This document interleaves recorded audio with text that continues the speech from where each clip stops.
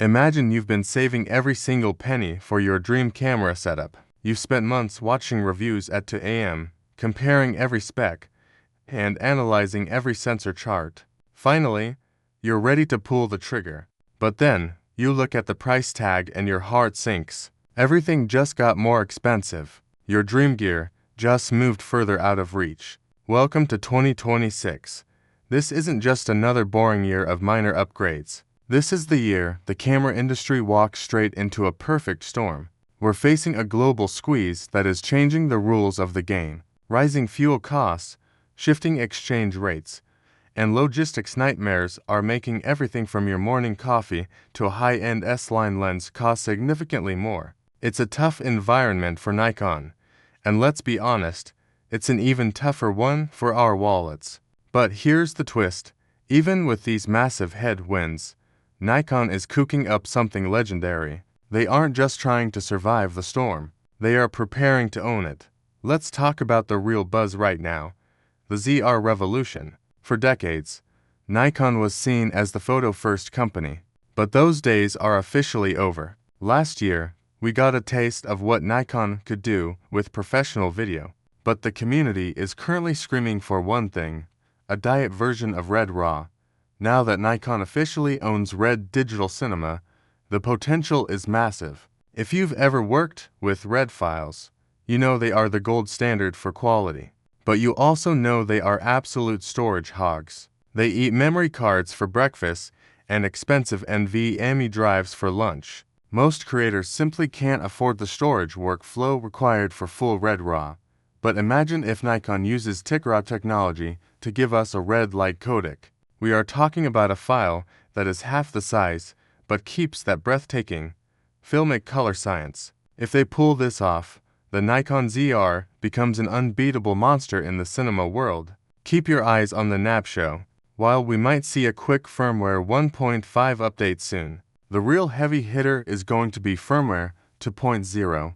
We are talking about the features professional cinematographers have been begging for, anamorphic to squeeze, Open Gate recording to use every single pixel on the sensor, and advanced waveform tools. Nikon is no longer just making cameras. They are building a complete cinema ecosystem, but we have to address the giant elephant in the room. The question everyone is asking in every forum and comment section, where is the Z9 Mark II? If you look at the clues, all signs point to 2026 being the year of the flagship. Think about this. Nikon recently released updated versions of their Holy Trinity lenses, the 24-70mm and the 70-200mm. When they dropped these, they said something very specific. They mentioned these lenses were designed for hardware that doesn't even exist yet. That is a massive, flashing neon sign. It tells us that EXPEED 8 technology is right around the corner. We are looking at a jump from 10 nanometer processing down to a 4 or 5 nanometer chip. In plain English, that means more processing cores, insane speeds, and almost zero heat issues. They called the original Z9 unstoppable, but the Z9 Mark II is going to be unstoppable times 4. We're talking about autofocus so advanced, it might actually predict where a bird is flying before the bird even knows itself. And here is the best part for those on a budget. When the Mark II drops, the original Z9 will likely stay in the lineup at a massive discount. It will become the best bargain powerhouse on the market. On the lens side of things, the story gets even more interesting. We've seen the basic kit zooms, but we are desperately overdue for modern, high-performance wide-angle 1.8 S-line primes. The current 1.8 lenses are great, but they are starting to show their age when paired with these new high-resolution sensors.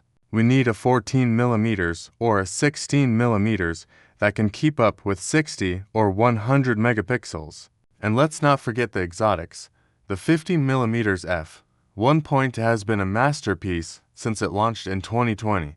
But technology moves fast. I wouldn't be surprised to see a Plena-style version 2 that is smaller, lighter, and uses those ultra-fast focus motors we see in the massive $15,000 telephotos. Nikon is also finally bringing those teased cinema lenses to the main stage. They are proving that the Z mount isn't just a photography mount, it's the most versatile mount in history. Now, Let's get into the wild card territory. This is where Nikon could truly shock the world. What if they drop a mini RED? Imagine a camera called the ZRC, a compact, Super 35 camera with a global shutter sensor, potentially borrowed from the RED Komodo technology. It would be a total curveball. It would be a dream for filmmakers who need that zero distortion look for high-speed action, or for the wildlife and sports photographers who want more reach. How about AZ500, a stacked sensor apps sea beast? It would basically be a baby Z8 at a price point that normal people can actually afford. I'd give that a 50-50th chance of happening this year. But the camera I am personally rooting for, a digital Nikon SP, a full-frame, rangefinder-style camera with tactile metal dials and a vintage soul. Look at how well Fujifilm is doing with their retro designs. People are tired of cameras that look like plastic computers. They want gear that feels like an instrument. A digital SP with a few dedicated compact retro primes would sell out in minutes. So, what is the bottom line? This financial year is going to be a brutal battle between rising global costs and incredible technological innovation. Nikon is positioning itself to silence every single doubter left on the planet. They aren't just playing catch-up anymore. They are setting the pace. My best opinion on all of this: if you are a professional or a high-end enthusiast, hold your breath. Don't go out and buy a bunch of gear today. Wait for that EXPEED 8 announcement. The leap in processing power is going to be the biggest we've seen in over a decade. It's going to be a tough year for our bank accounts. There is no doubt about that. But from a creative standpoint, we are entering a new golden age. The tools we are about to get our hands on are going to change the way we tell stories forever. If you enjoyed this deep dive into the future of Nikon, make sure you subscribe to the channel right now. Share this video with your fellow shooters so they don't miss out on these updates, and hit that bell icon so you're the first to know when the next big leak drops. I want to hear from you in the comments. Are you saving your money for the Z9 Mark II? Or are you praying for that retro rangefinder dream? I read every single comment, even the ones that call me crazy. Thanks for watching, keep shooting, and stay wonderful.